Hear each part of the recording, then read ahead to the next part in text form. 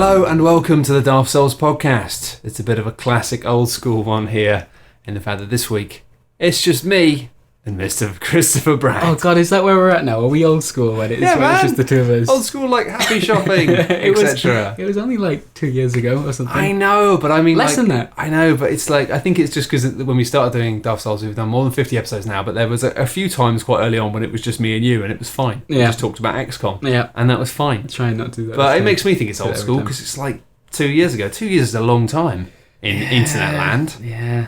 I mean, you sitting around talking about games. So yeah, obviously it's the old traditions come back. I'll just sit here and just make you feel uncomfortable. Excellent. So Chris Brown, That'd be good. I've been watching what games you've been playing. Yep. And I've been playing them as well. Oh, great. How far does this go back? Goes all the way back. Oh god, man, that's dedication. No, it doesn't really.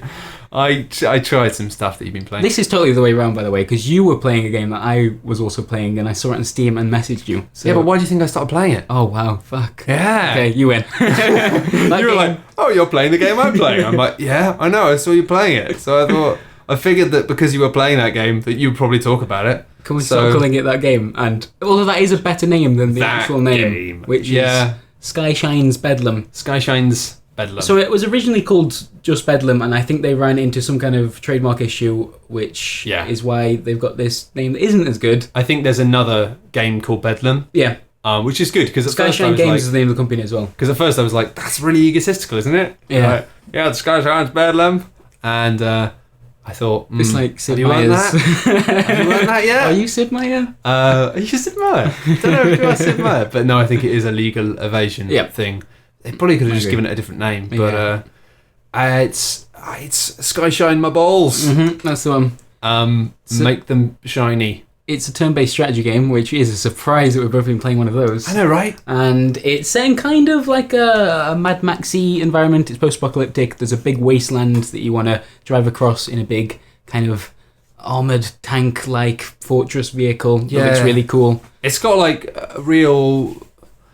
I mean, I'm just going to come out here and say I don't like it. Yep. Well, I've just finished writing the review for it, and I didn't like it either. Well, this podcast will be going up on Monday, so I don't know when the review. So, oh man, it's annoying because God damn it, Eurogamer, I can't say, and I gave it a 9 out of 10 because it's out because the review's not going up till after Monday. I know, and the fact that we don't do the scores anymore. Of so, course you don't. Yeah. I didn't get Forgot that. I didn't give it a badge, which is sometimes one of the worst things you can do because the badges, if you're not familiar with Eurogamer. I've been on your website. You guys give badges out to bloody everything. So you've got like essential. It's like being a Cub Scout. Essentials like, yeah, that's pretty all right. I'd play that. Recommended is like it's all right. You should play it. And then avoid is like, oh god, that's broken, or it's really offensive, or just like, that's going to do bad things to you. The one in between that is just no badge, which is somehow more of a snub, I think. Which means there's nothing. Yeah. It's sometimes worse to just be nothing. And that's what Skyshine's Bedlam was for me. Even though it looks really cool from the outside, it's I like the theme. I like that it's... One thing I really liked about it before I started playing was that it runs on the Banner Saga engine. I love it before I started playing. Which is... the Banner Saga was one of my favourite games of 2014 even. And it's like it's a lovely, mournful story about large Vikings and smaller humans. I actually played that quite recently. Oh, right, okay. Well, the second one is coming out. That's why, yeah. At the start of next year, I think. Because I remembered you playing it. Did you like that? Yeah, no, I did. Okay, I did like that. That's right. It wasn't perfect by any means. Yep, I agree. And towards the end, it really pissed me off. Okay, that's fair enough. But I still liked it a lot, and I'm looking forward to playing more. Yeah, and unfortunately, Skyshine's Bedlam, despite running on the engine, hasn't got the same kind of story to tell, and just picked up some of the weird, annoying things about the combat in that game, and didn't change them, but not in a sensible way.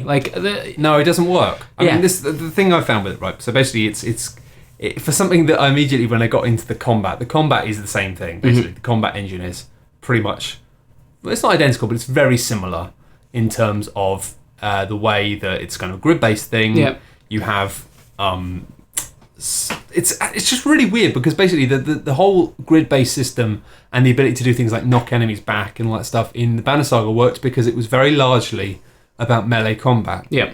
Or about magic or about bow and arrows. Whereas in this, like, it's mostly guns. And so you have this weird thing of being like, oh, well, this gun can't shoot this guy unless he's exactly 4 spaces away. Yeah, you're talking about the dead shots there. I can't remember, but it's just it's a weird system of these different types of characters that all look quite similar, but all behave in different ways. The combat they all was look too like hard. knockoff Brotherhood of Steel characters. Yeah. So this is one thing. I don't think the combat was too hard. I think it was unfair in the end, and that's what really pissed me off about the game. Because a game that's got permadeath in it, which basically means when your characters die, they're gone permanently. It's such a weird word. I kind of thought about that earlier. Permadeath. What? Why? Death should probably do it.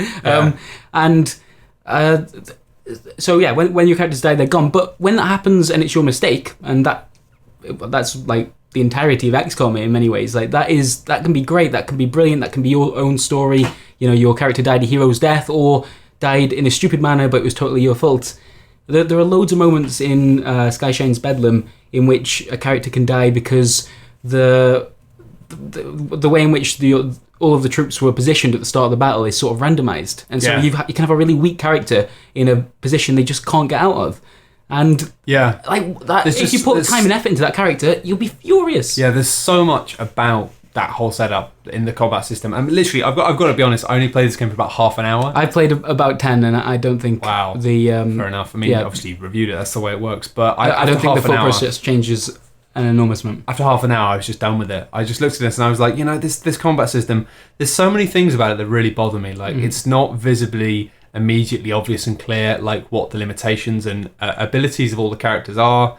And there's no good visual signaling to remind you of that. You just have to keep looking at things all the time. That's an important point, actually. There were a few moments in it with these small little details which you don't sound important on their own until you remember that permadeath is a thing. The fact that like when you hide behind cover, it never makes it clear exactly what advantage that is giving to you. So when an enemy shoots at you, sometimes they'll miss. But I don't know what percentage that is, and I played it for 10 hours. Sometimes your snipers can get a headshot, and it's often like a one-shot kill. Brilliant. I don't know what percentage that is, so how can I ever make a decision based on that? And that's what turn-based strategy is all about. It's sitting back and looking at all the numbers and thinking. I mean, it just sounded to me like it felt really visually sloppy, and it felt like a lot of love and care had been put into things like the art design of the characters and the little like cutscene style bits where there's like plot. They spent a lot of time making that look good. But then in terms of just giving you clear visual feedback about what was going on and what mattered, it just didn't care enough. Like even simple stuff drove me mad, like the fact that all of the arenas are these deserts. You can't see where the edge. Like it doesn't make it clear where the arenas are all very small, and it doesn't just have a simple like line to just remind you where it ends. Sure. And a few times I found myself getting killed just because my sniper couldn't run to that bit of the desert away from this thing. It's like, what? Like, I don't know. For me, although it was a disappointing game, it reminded me that just adding permadeath to your game isn't enough. And I think since 2012, since XCOM, the reboot anyway, came back and kind of reminded people, this is a really freaking cool mechanic. Yeah. I think a lot of games have started thinking, oh yeah, we can use that, but it doesn't work on its own. It requires a game built around that idea. That's the thing, XCOM did it and it was clever because it didn't really, at first it didn't just brutally kill everybody. Yep. And it allowed you to go attach to these people. The thing is, when you're looking down, because the visual style of the combat is so bland, it doesn't give... There's nice pictures of the characters on the menus, but you can't remember who's who when you're there. This changes slightly later on, in which, because you start picking up these kind of, what you call like legendary soldiers, which in one way is good because it means then you have an attachment, but on the other hand, all of these characters, and you start off with something like 16 at the beginning, they soon eventually just become a bit worthless, expendable. And that's a shame. I know. It was the fact that it was, as you say, it was just killing people off really willy-nilly and not really in ways that didn't feel terribly fair. Just being like, oh, that guy's dead, okay, fine. And I didn't feel any attachment to the characters. And the other thing as well, though, is most of the comparisons I saw to this, there's a lot of positivity about this game on the net, to do with FTL, and it's because FTL, what's great about FTL is the fact that you're pretty much just on one screen. You've got all your people on that screen, and you've got your ship. And really, the ship is what matters. The people you're proud of, and you want to protect them, but only because they make your ship better. And with this, it's like, you're supposed to care about this. It's just numbers. I think that comparison comes from kind of a sort of a ham-fisted way of describing how the world map works, and the fact that you move these areas and exploring, but the longer you explore, the harder the game gets. But there are loads. I keep seeing that. I'm starting to get a bit fed up of people saying XCOM-like combat as well, which it's not even nearly as good as XCOM. Turn-based strategy, and this is a problem with we're talking about games in general, but we don't have enough words sometimes. This is the thing. It's roguelike. It's a roguelike. Think where roguelike comes from, and it's weird to see what that word even means. It's funny, and it probably seems really pissy for us to be getting really stressed about this, but it's one of these weird things when you have these little darlings occasionally that people seem to love, and then there's always, for every type of game, there's always then people who are like really into the genre, like me and you, who just go, this isn't very good. It's the same thing with when I play things like card games and stuff and PC card games, and people, like everyone loves Hearthstone. It's like, it's all right, like it's very shiny, but it's not actually very good. To be honest, with Bedlam, I think critically it seems to have done all right, but if you look at the reaction from the larger community, I don't think it's been received. No, maybe not. So it's a weird one to do the podcast with, but I wanted to just bring it up just because it reminded me that permadeaths, the things we like about XCOM and games within that genre, you need to be smart about it. You can't just they pick things like you can rename the characters, but you never do in this because it doesn't matter. It never feels important. No, that's the thing. So you can't just do a checklist of how do I make a game that's a bit like XCOM or a bit like the Banner Saga or whatever. It was just strange. It just immediately threw me into this game where I didn't care about the characters and I had a lot of resource management to care about. And I was like, it's just not. Do you know what this has actually taught you? Don't play the games that Chris is currently playing. What's Chris playing? Don't go near it. No, I heard other people talk about it, and I heard really mixed things about it, and I was interested, so I dived in, and I just found it interesting. Usually, I wouldn't be. Usually, I wouldn't be so immediately. I don't know. Usually, I wouldn't trust myself after just 20 minutes, half an hour. But because I'd seen it was a bit of a roguelike-y thing, because it was Fallout-y. It's like I was so set up to really love it that usually I actually at that point. Yeah, I think that's why I reacted the way I did as well. I was so ready to love this game. Usually I'm more forgiving for a little while though. If something's not quite right, if I love the theme and I love the style of game, I'm more forgiving. Yeah, like the Banner Saga I think is a fair precisely. example. Banner Saga, I forgave a lot of rubbish. Me too. Because I really liked the rest of it. And even there's so many games like that. Even I know lots of people think that Rogue Legacy as a roguelike kind of adventure platformer is not very good. I agree with them. It's not actually very good. It's but a lot of it is gimmicky and that wears off, but I still love it. Yeah. And I love it because I love that type of game. So for me to have this type of game where I love this type of game and immediately go, what is this? I don't like this at all. I just don't. With Bedlam, I don't know what it's adding. I know it looks like a checklist of cool features that I like, but the difference with the Banner Saga or Rogue Legacy is there's also something really cool that they're adding to this list that's sort of their own or doing it in a new way. Yeah, I think you're right though actually about the kind of permadeath thing, it being a trend that kind of hopefully will start to pass soon. Because I think another game which was kind of spoiled by permadeath was Sunless Sea, just because it was. You repeat all this. Quinns has talked about this a few times, but you end up repeating the same text and it becomes so familiar, and so it's an odd system. It becomes this weird thing of in order to experience the story bits that you want to, you have to spend each time you die. You have to spend all this time doing all of this back and forth grindy stuff, and you get better at doing it more efficiently, so you can make your money quickly, so you can buy your fuel and buy your food, so you can go and see these stories. But it feels very much like it loses a lot of its kind of story impact. Having to do things more than once. Yeah, it's still I had an amazing time, but you can kind of tell, and I do wonder about that. It's the fact that they promised permadeath as part of the Kickstarter, and then I think it's interesting. Maybe it was a feature that could have been cut, but they couldn't cut it because they promised it. It's sort of one of these pitch document things, It's the feature that I think a lot of people assume it will make your game feel a bit more important, or at least the players' decisions feel more important. Because I think was Bedlam Kickstarted as well? Was it? I think so. Yeah. Because I'm kind of starting to worry about Kickstarter games, not because of the classic worry, you should never buy things before they're done and all that stuff. I don't think that's true. I think if you trust a group and you want to see something happen, why not? But I think that one of the things I've noticed particularly, they're not flexible. It's more that there are certain beats which people like, and I think it's the same way that I think for the reason we have these Ubisoft games that have all of these kind of open world features, collectibles, it's easy to pitch to marketing departments because they go, it's like this, it's like this, this. These all sold well, this will work. That I worry now that these buzzwords are just a different type of bullshit, which are now becoming prolific because they know that a different crowd, if you tick these boxes when you go, it's roguelike, permadeath, that will excite a different audience, and I kind of wonder if it's just a different flavour of the same bullshit. And the people who usually go, "Oh, Ubisoft games, I'm not playing that bollocks. I like this sort of thing," and now a bit too quick to just immediately throw money at things that have worked, these bullet points. Because both of us ended up playing it because of those yeah, no, I know. But then you realise that they're not always good. And it's just, I think it's just an interesting thing when you actually have such strong bullet points like that in terms of a pitch.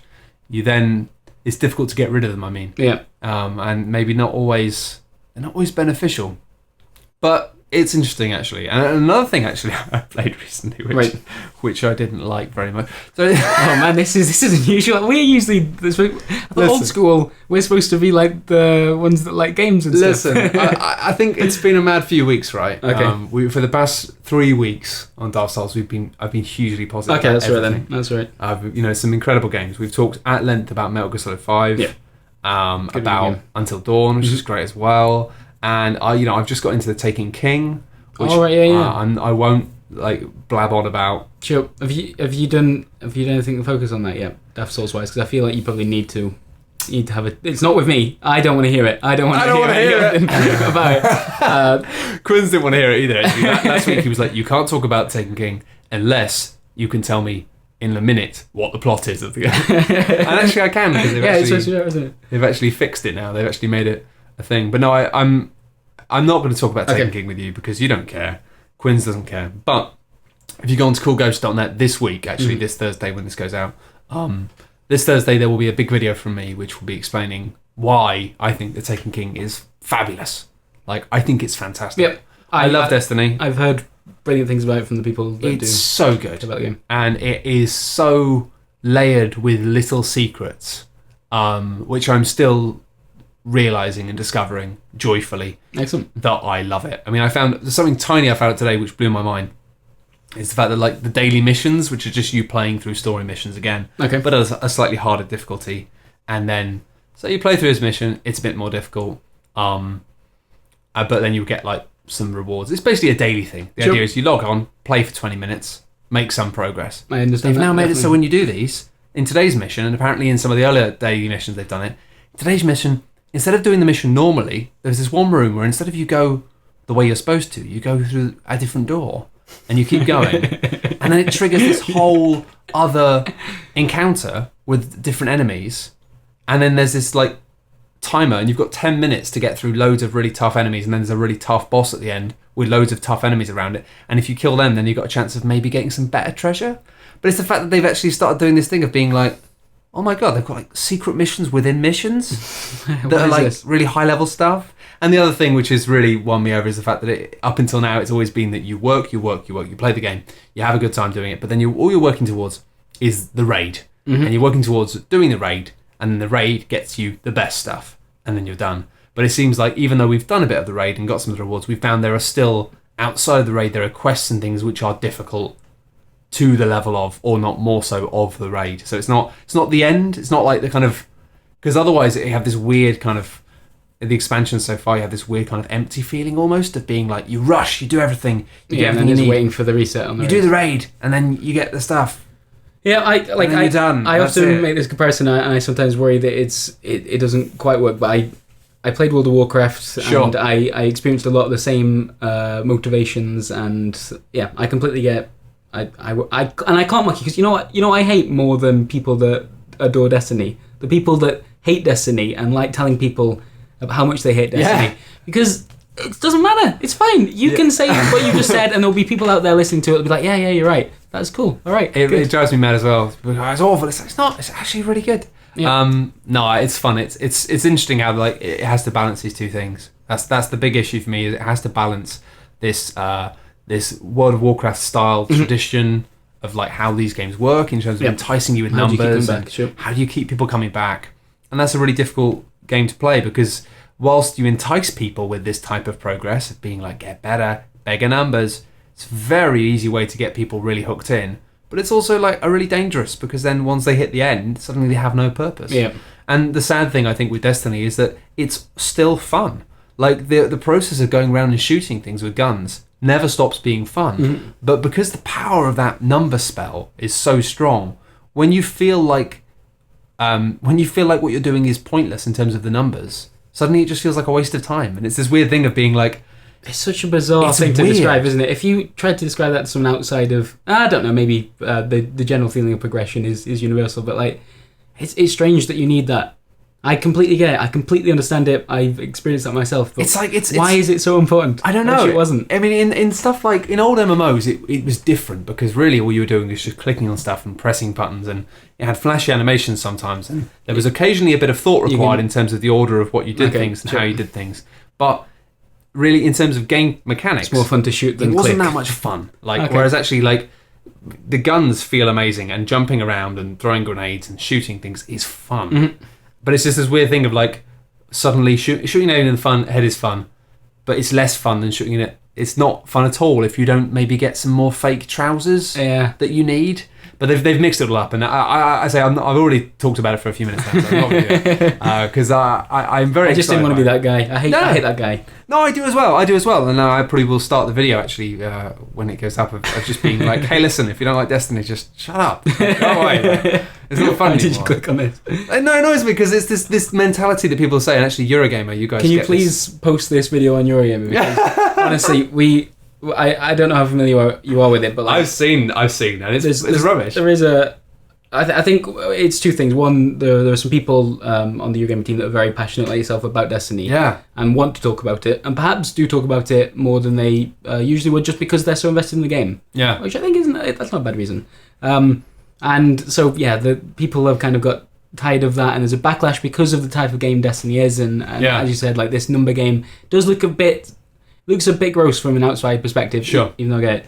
But it's got to the stage now that even articles that don't have anything to do with Destiny and have people will like comment stealth Destiny article. That has become like the phrase of Eurogamer. It's like it follows people around like a curse. The thing is though, right? And I don't understand it. I've seen this. I've felt this firsthand. Just don't click on the article. And I've seen this on Eurogamer a bit. How much Eurogamer gets stick for talking about Destiny too much. And it's one of these things where it's like, well, right, look, I get that not everyone is interested in this game, but a lot of people are really into it. Mm-hmm. Like, a lot of people. And a lot of the time when people say this, they're not just saying, oh, it's a bad game. They're like, no one cares. No one cares about Destiny. No one cares. It's like, you know what?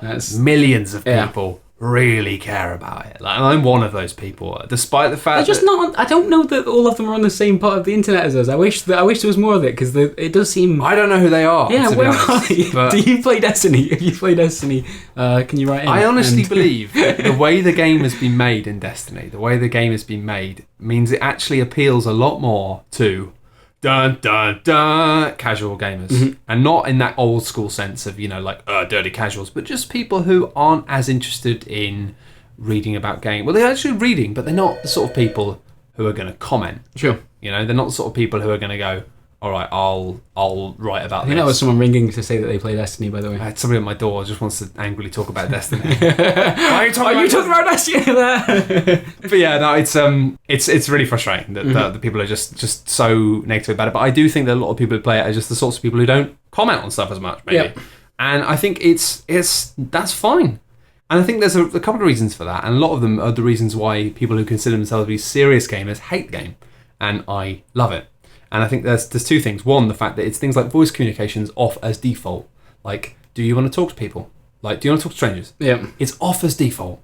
And I love that, because it means that I only ever talk to people in that game when I want to, which is mostly never. Right. But I don't want to hear strangers. I don't want to hear someone shouting at me because I've messed up in multiplayer. I just want to keep shooting stuff. And the second thing is I like the pace of the game. I like the fact that it's, it is only 30 frames a second, and because of that, it's not this super frantic thing. It's much more kind of slow, balletic, and it's got a certain pace to it. Like a game that's 30 frames per second. I do. Jesus Christ, man. I was with you with the whole Destiny thing. You're going to get us in so much trouble. I don't care. We're going to get another ring at the door. I honestly don't care. I think it's one of those things where it would be nice if it ran a bit smoother, but you don't notice, because the game, and this is what people have always said, and this is what I've always believed, if the game is built for whatever, as long as it's static, it doesn't matter. Like, if the game is built for 30 frames a second from the ground up, it doesn't matter. In the same way that if it's built for 60, it doesn't matter. But it's when you have it where it's not running the way it's supposed to, that's a problem. Yep. But with this, it's weird. Like, it never feels slow. It always feels just right. You never get this sense of being like, oh, it doesn't look very smooth. It's just... And I think actually sometimes with 30 frames per second games, they can almost hurt your eyes after a while. They can somehow not feel as nice to look at for long periods. Sure. I think, Bungie have probably got some experience in... They know what they're doing. But anyway, I just feel like there's a lot of people who are just the sorts of people like me who find modern shooters to be a bit too intense and a bit too in your face in more than one way. I don't know, even if you follow this, if I only know because I was keeping up the site today, there was a Halo 5 embargo, so some preview information came out today. Do people care about Halo anymore? I don't know. It feels like that game, that huge brand, is starting to struggle a bit. I don't know. That this might be me a little bit out of touch with the shooter crowd, perhaps. But I kind of feel that it doesn't feel the same. I don't know. I mean, the thing is, a lot of people who love Halo, they've kind of grown up now, and I don't know if what they necessarily want. Have some of them followed Bungie to Destiny? I reckon people might have done. Maybe not they follow Bungie, but it's just that it feels similar. It's chunky, but it's easier to get into. You've still got that high level play where you can really be challenged, but it's not as demanding of your synapses as a lot of these games are. And I don't know, it's a weird thing for me because it's like I never stopped loving first person shooters, but I stopped being able to play them as well because I just didn't have the time to commit, and the mental energy as well. That's a big thing. The mental energy, that focus, which when you're younger, you've got synapse juice coming out of the wazoo, you're fine. That's disgusting. Sorry, that sounded really bad. Yeah, but you're fine. You can do all this stuff. But now I'm a bit older. I'm tired. Part of me playing games, part of me is relaxation. But that means that mostly I can't play shooters because they require too much of me. Whereas with Destiny, I can because it's a bit slower. It's a bit more forgiving. And yeah, it allows me to still play shooters and feel like I'm really good at shooters. I can't remember the last time I played a shooter and felt really good at it. That's the difference, isn't it? And it manages to trick me in that way. And I wonder how many people... Generally, I feel like the community when I'm playing online, just by watching their behaviour and how they just behave in terms of mannerisms and stuff, generally seem quite polite and quite nice, and I think just maybe a bit more mature. And I do wonder that maybe what we have here really is the appearance of Destiny not being this game that anyone cares about, but then having millions of these lurkers who are just people who are sort of our age but have jobs and don't really care about games that much, but I really like playing this game. And they're just, another art club, video about that, I'll watch that. So it's this weird zombie audience that doesn't exist apparently, but when you look at the numbers, quite blatantly does. Yeah, man, the amount of freaking 30-second advertisements I've watched for Destiny Taken King, I think that's probably what soured me the most. I'm on YouTube a lot, so I've seen that same advert. I think Destiny's doing alright. Activision are a beast, and unfortunately a lot of stuff comes with that. And I don't know, I mean, there are a lot of problems with that, and there are a lot of problems with the way that the game's being sold in terms of the pricing, and a lot of stuff I don't agree with there.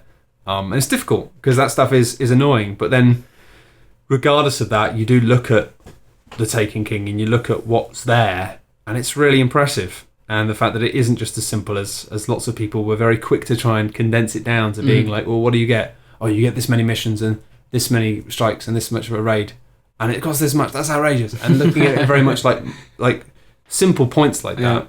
But then you realise that after you finish the campaign, I won't spoil it, but the campaign isn't over. There are more missions, and there's a lot of weird, as I was saying, lots of weird secret things they've nestled in. So it's not that the value isn't inherent in the same way most expansions are, of being like new guns, new levels, done.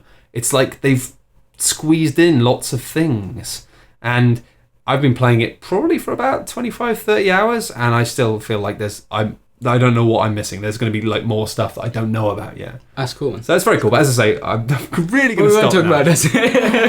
You should never say to me, don't talk about this. You remember the old podcast video game of Dark Souls? Every week Dark Souls. Still, at least it's positive.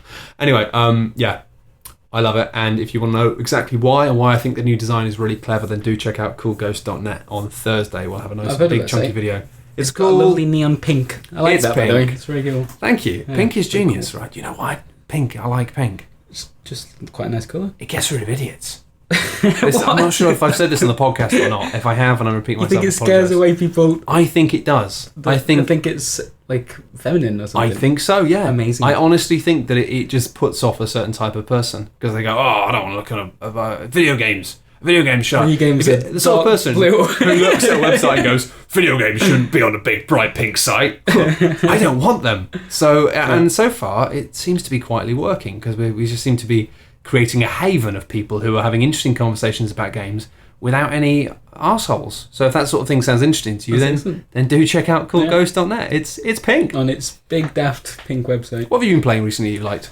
So one thing, it's not out yet, but a demo that I had a bit of a play around with was for Total War Warhammer, and it's probably one of the best things I've played this year. I don't want to get too excited about the game because I think Total War often... You've been let down by the Skaven before. More the Total War than the Warhammer. It demos very well. Really, really patchy, haven't they? I think they got hit really badly with Rome 2, because that was the really big ambitious one. It was returning to the kind of setting that people loved. It looked incredible when they showed like the first gameplay of it. Then it turned out that maybe Rome had been built in a day. I heard the exact moment when you came up with that joke, because you went... It's probably a joke that everyone came up with at the time. Yeah, probably. I imagine so. But I've forgotten. It's fine. But yeah, this... who would have thought it? Total War and Warhammer seem to like mix incredibly well. Like, hugely successful tabletop game. Probably... It's great, isn't it? The best grand strategy experience you can have. The whole problem with Warhammer, there's two problems with Warhammer. One, it expects you to spend an inordinate amount of money on the hundreds of small plastic figurines. Mm-hmm. And two, when you start playing it, the rules are so fucking tedious. And also like trying to play with other people on a regular basis unless you go to the shop itself. Yeah. That was always impossible. It's a nightmare. I mean, I like Warhammer as in the setting. Mm-hmm. I love the lore. I love the fact that the lore is all horrible. I need to describe the characters that... So I was playing as the dwarfs, not the dwarves. Warhammer, I can't remember. Is this new Warhammer or old Warhammer? So it's now old Warhammer, because they've literally rebooted Warhammer. And I'm not sure I like the look of it as much. It's kind of a bit Space Marine-y. But yeah, this character from old Warhammer, who is the leader of the dwarfs, his name is High King Thorgrim Grudgebearer, I think is his name. Sounds legit. And his whole thing, his entire deal, right, is he's got this massive book called the Book of Grudges. And he just writes things that he's really pissed off about, that like other races have annoyed the dwarfs, or like some like I don't know, someone's like shafted him a few weeks ago. He writes it in his big book, and like his entire thing is that he goes around being angry about things that people have done to him in the past.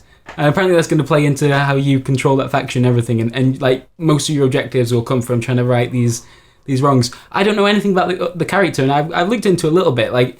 Obviously the Warhammer universe is a bit more complicated than that. Well, it's mostly just it's just him. He's pissed off. Just horrible people having a bad time. Yeah, it's pretty grim. I love that. I mean, especially in 40k, the 40k universe was just like all of these incredibly powerful, dangerous people who are all just really grim. Like I think Warhammer Fantasy shares a lot of that actually, by the sounds of it. Yeah, and I just think, I played this demo and it was just wonderful. Like the attention to detail of the units. It's like, I'm not a huge Warhammer buff, but you can definitely see like the clear 1-for-1 with some of these units. And it is, like you say, playing Warhammer itself is a pain in the arse, really expensive. And this is going to be a really amazing way to kind of mess around with it. I am kind of quietly excited by it because I've never played a Total War game successfully. I was talking to a few people about this recently. Like, do people think Total War is hard to get into? It is quite, because I don't think it is. I think it looks hard. I think it looks intimidating. I think the problem was I think the one I tried to play was the Napoleonic one. Yeah, that was that Total War Napoleon or something. Yeah, okay. I think it's that's right. And Napoleone Loni. I think it was just Napoleon. And then Empire was a similar kind of deal. But yeah, that was a little bit different because they were kind of moving away from your kind of traditional. Swords, bows and arrows. Yeah, I think cavalry. The reason I struggled with it was because I started playing it and I don't care about that era. That makes a huge difference. I'm a massive Total War fan. And most people would argue that Shogun is perhaps the best of the best there. It's never worked for me. I've always been like really into the Rome, really into the medieval stuff. The setting is way more important than you might think. That's what I'm thinking, because the problem was I started playing it and I was like, all right, yeah, and I had all these gunmen on a hill and some other stuff and some horses or something, I don't know. And I tried to do this battle and it was this, I like in theory, this idea of giving people broad stroke, like being like, you go around here, you flank around here. But I just got massacred because I didn't actually understand, and I just felt like it was a bit too much hard work. I was like, this expects me to know about how muskets work and stuff. And I think Warhammer might be a bit more approachable just because everyone will get the. Well, also I like Warhammer. Yeah, and that will help. I don't know why I like Warhammer, but I do. Did you like? For me, it was when I was younger and video games hadn't quite managed to do what Warhammer was doing. I think, and I just loved, I think that's where a lot of my love for strategy games comes from. Yeah, that kind of stuff. I think I collected 40k orcs. And then did you realise it's a fucking pain in the arse to play? Yeah. And actually quite expensive. I think I collected chaos as well for traditional Warhammer. But it was just very expensive, and I mean, unfortunately Warhammer was basically as a business model just a trap to ensnare geeky, lonely teenage boys and make them feel like they were surrounded by cool people. Well, of course, the cool people weren't all cool people. They were just the next generation of well, that's a dark way of thinking about it. That's how it works, right? It was like everybody kind of grew out of it, and the people who didn't grow out of it went to work for Games Workshop. I wasn't even growing out of it, actually. It was mostly people run out of money. It's not like a kind of moral thing. It's not like, but I think a lot of people, like the two of us, have a sense of nostalgia for that. That's less I'm totally up for. I never really got to have a proper game of it. I think that's the thing is I had lots of little skirmishes, but they were always rubbish. It was always unsatisfying. This demo, man, right? I've got so I think it's something like 1,300 dwarfs, which you can never get on a tabletop anyway. So that was pretty excellent. Like a big line of infantry. It's all underground. We're fighting in these dark tunnels that used to belong to them, and they've been taken by the goblins and that kind of stuff. So they got a grudge against the goblins. Yeah, and that's in the book. Oh mate, that's number one. And then like fuck goblins. Behind them, you've got the ranged unit. So it's like crossbowmen. That's all right. It's a bit boring. Like powder guns.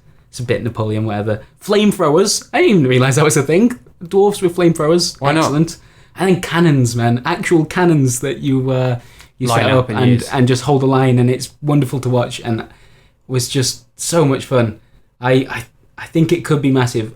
Then again, as I said, still a lot more to Total War than that. They could still fuck it up. Yeah. But this is what's the I most just remember the huge disappointment with Rome, because that's the thing is I didn't play Shogun. I missed the boat with that, and I was really down to play Rome. Yeah. And then when Rome came out, I just remember how sad you were. Yeah.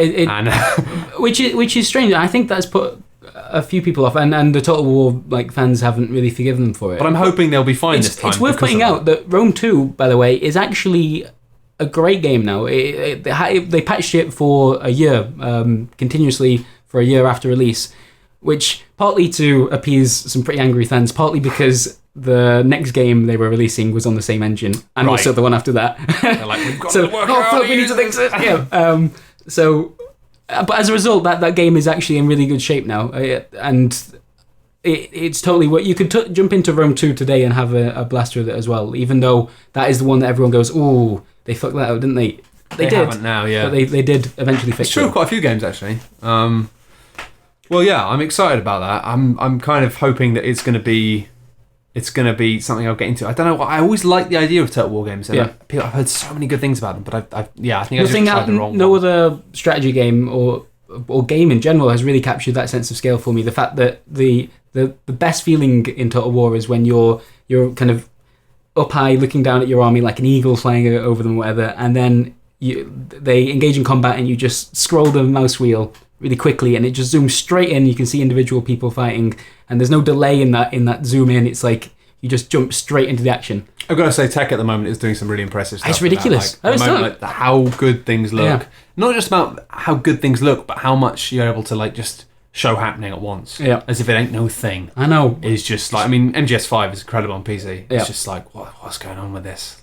Where did this come from? It's unbelievable. We are living in just a golden age. I think this year is actually an especially great year for games. I really do. It's been so much amazing stuff, and we're not even nearly it feels like we're done, we're wrapped up, but it's ridiculous. Like The Witcher 3 and Metal Gear Solid, two of the most impressive open world games ever, and they came out too close to each other. That's the problem. I haven't been able to do anything with The Witcher 3. I've barely touched The Witcher 3. Yeah. And almost, it's like this thing that it almost puts me off just because I know how big it is. Yeah. I'm like, I don't know, I want to touch it.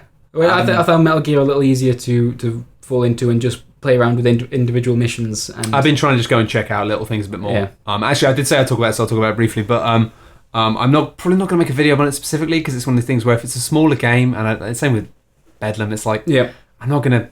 There's no point making a video that's just like, this isn't good. Yeah. My general rule is if I don't think people have already heard about it, why bring it up to just be like, this is shite.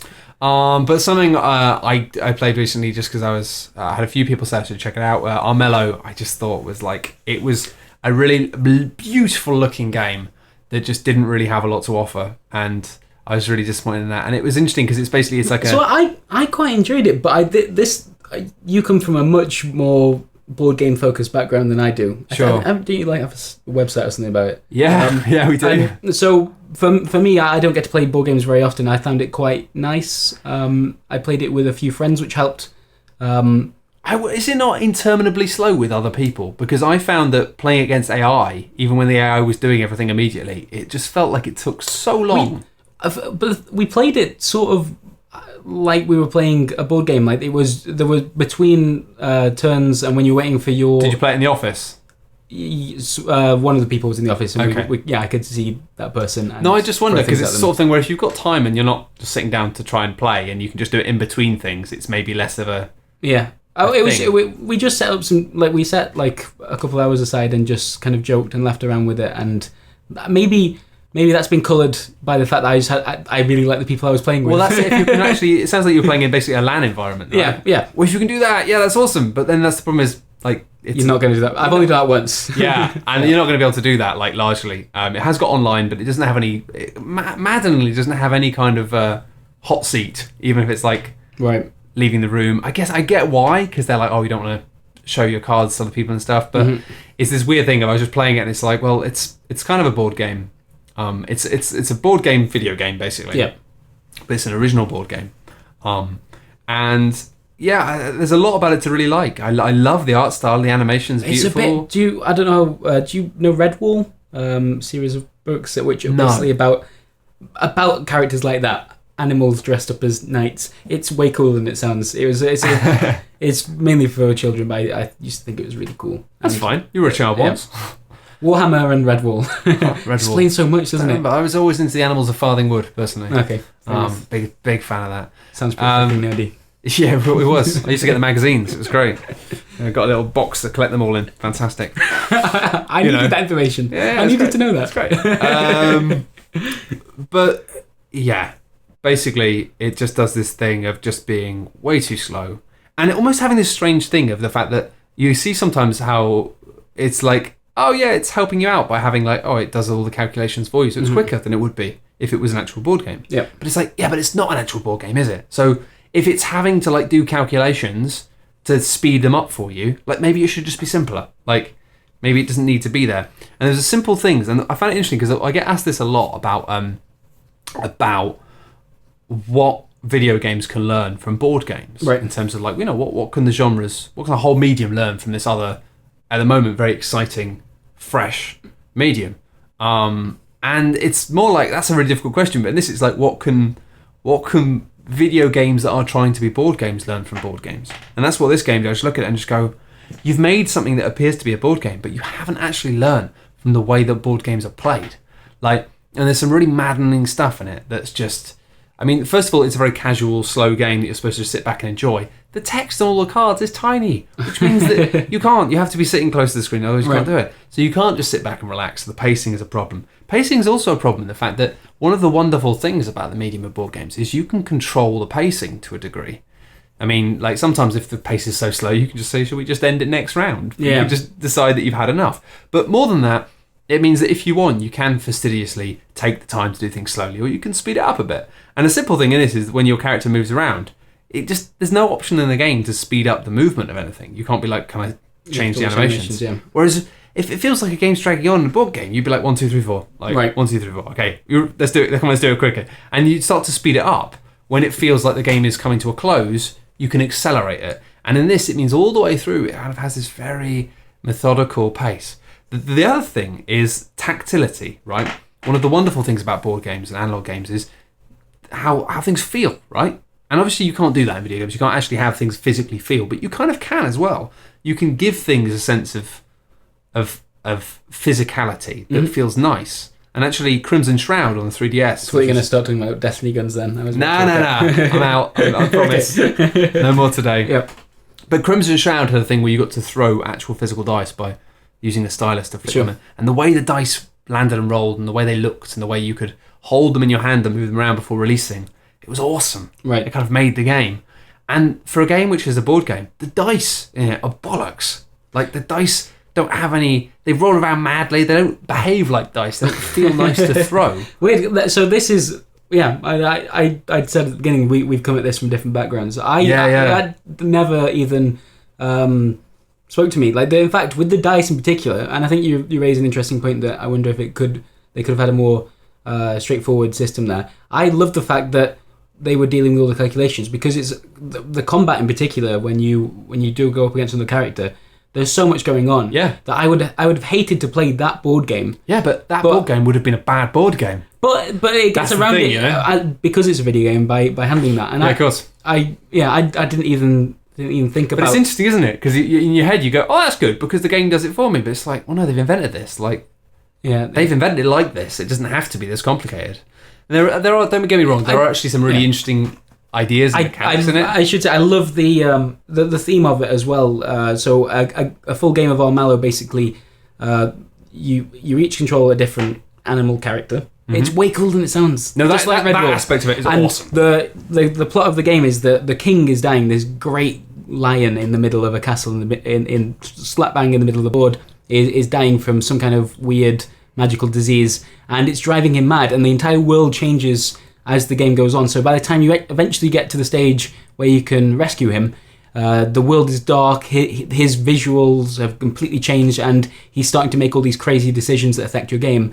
And you get to that stage, and you don't have to cure him. You can, depending on your playstyle, you can kill him or try and take his place. And it's a much darker game than I would have ever expected when I started.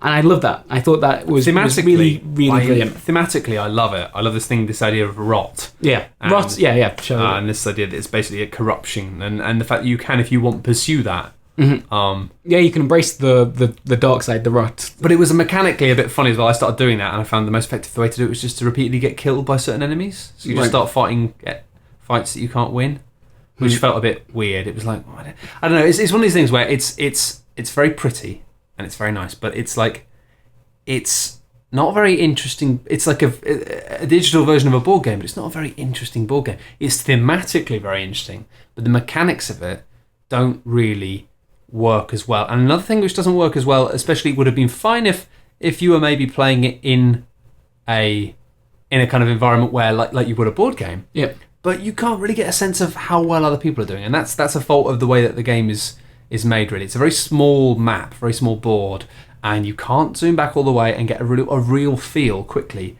for what the state of play is. In the same way that if you have a board in front of you, you can go, what's going on? How much money they've got? You can see a pile of coins. You know, you can be like, they've got loads of money, or they've got 2 of those things. They only need 2 more of them, and they've won. Yeah, I think in this you have to bring up the character cards and kind of have a look at. I played about 2 or 3 things, and I didn't. Every time I found it very difficult to get a sense of where the game was at or how well I was doing, or I don't know. It's not bad by any means. It's not like, I played it for about 3 or 4 hours, so I was interested, but I really wanted there to be more something there, and I just found it interesting how it's like, it's one of these things. It kind of gets put in the same box for me as things like Hearthstone, of everybody getting excited about it because it's like, it's kind of like a board game thing, but it's like, it's not a very good board game. It's like an okay board game. But it says a lot that I had fun playing it like it was a board game, which maybe means that we need more games that can achieve that. Like you can play with just like more Mario Party style things where it's just 4 friends sitting around joking and laughing whilst playing a game. Obviously, that's their primary focus, but not the only focus. You know what I mean? No, I get that. I just think it's one of those things where one of the best examples, actually, I've been thinking about this recently, one of the best examples of a video game board game was actually, I think, Monopoly, a version of Monopoly on the PlayStation 2. Now, I don't really like Monopoly. I don't think it's a lot of fun. Yeah, me either. But this version of Monopoly was actually quite good in the fact that it didn't waste your time. And it did stuff like it allowed you, it had simultaneous controls, so you could just be like, you could be buying and selling stuff and making offers with other players whilst other people were taking their roles.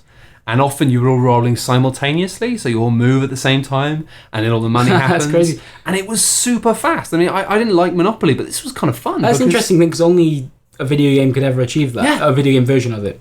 It just went, okay, here's the information you need to know. I'll handle all the maths. I'll handle it all. Well. It would just go, you're all your dice, you'll move this, and it would go ching and just work out what happened with all the money. And then it would be like, you do an auction, and then you'd all get to bid live in the auction. Kind of made the auctions exciting because it did that kind of theme park thing of being like, oh, time's going down, are you going to increase? Oh, God, and at the last minute, you could eBay it and be like, last second, get a good deal. So it was like, yeah, it actually took quite a turgid, stale board game and turned it into something which actually worked as a video game and actually made full advantage of the medium. Whereas I feel like Armello is a bit too ponderous and a bit too enjoying its aesthetic and enjoying the pace of going one move, this, and the fact that it doesn't even give you the option to speed up those animations. It's just like, this isn't how people play games. Like, and it's, yeah, I don't know. I just found it frustrating because I was like, when I booted it up again, I was like, I'm going to love this. And then I was like, what is this? This is not, it's not a great board game and it's not a great video game. And it's this weird, like, middle ground. And I think at the moment, because board games are getting so popular, especially in Europe and America, we're going to see a lot more of these kind of video game board games. Yeah, I mean, we're seeing some on the mobile devices, right, with Hitman and Tomb Raider and kind of board game inspired. Yeah, I suppose so, actually. I haven't really checked them out. Me neither, but I hear they're pretty okay. Are they board game inspired? I didn't realise that. Yeah. The way you move around. Is it a Hitman Go and is it Lara Croft Go? I don't think it's Tomb Raider Go. Other names. Yeah, they're supposed to be very well regarded. Interesting. And it's one of those things that it's like, they're a mobile game and you have to start with that, but it's all right. Yeah. No, I get that. I want to check them out. It's just there's too many things, but no, I just think it's an interesting thing, and I think what I'd like to say about Armello, I don't want to just be like, oh, this is a bad game, don't play it. What I'd like to take away from it really is the fact that I think it's interesting when people start to do this and to take the designs of board games and make them digital, make them video games. It's this more than just looking at the design. I think you can't just look at the pieces and look at the board and look at the rule book.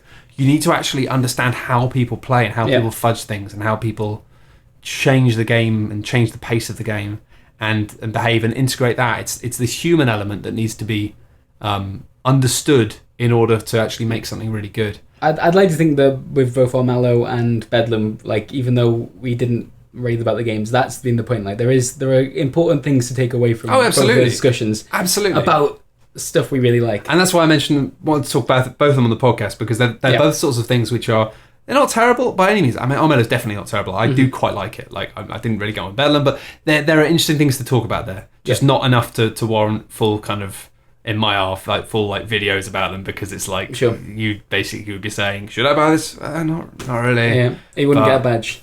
It wouldn't get a badge. It wouldn't get a badge. It wouldn't get the camp making badge, or you could do fires. Are you going to start doing them soon? I'm not allowed to make the canoeing badge. I'm not allowed to acknowledge this. I want the canoeing badge. Come on, hook me up. Hook me up with a Eurogamer canoeing badge. Please stop it. I've got to stop. This is actual bullying. Anyway, we're gonna have to wrap this up now because I've got to go. And I've got to go to Birmingham. You've got to go to Birmingham. You're going. I would say plug the Eurogamer show, but the podcast is going out after the show. Yeah.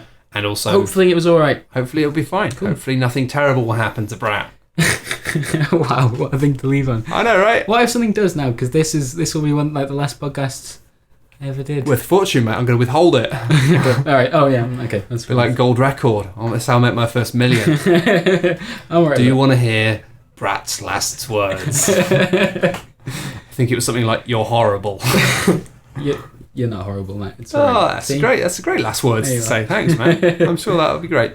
Anyway, thank you very much for listening to Daft Souls. If you have enjoyed it, then you can subscribe on iTunes, and you can also check out coolghosts.net, where we host the podcast and we host the comments, and we have a bunch of other stuff on there that's really good. Basically, Daft Souls is brought to you by Cool Ghosts. I'm still getting used to saying these things. It is bright pink though, isn't it? It's bright pink. So if you don't like bright pink, why don't you not come? And where can we check out the recent stuff you've been doing, bro? So I work for Eurema, and we have a YouTube channel, which is where a lot of my stuff goes up, as I'm predominantly video. And what have you done recently which people should check out? Probably, actually, considering how much I raved about it, you should check out what we've shown of Total War Warhammer. In fact, because this is going up after EGX, I'm doing a live demo of that exact demo. That was a bad sentence. A live playthrough of that exact demo at the show, and that will be That'll be on the online, channel. right? That'll be on the channel. Fantastic. We'll go and check that out. I'm looking forward to watching that myself. Lovely. And laughing whilst eating popcorn. Anyway, thank you very much for joining me, man. It's a pleasure as always. Yeah, definitely. And thanks for listening. We'll see you next time. Bye. Bye.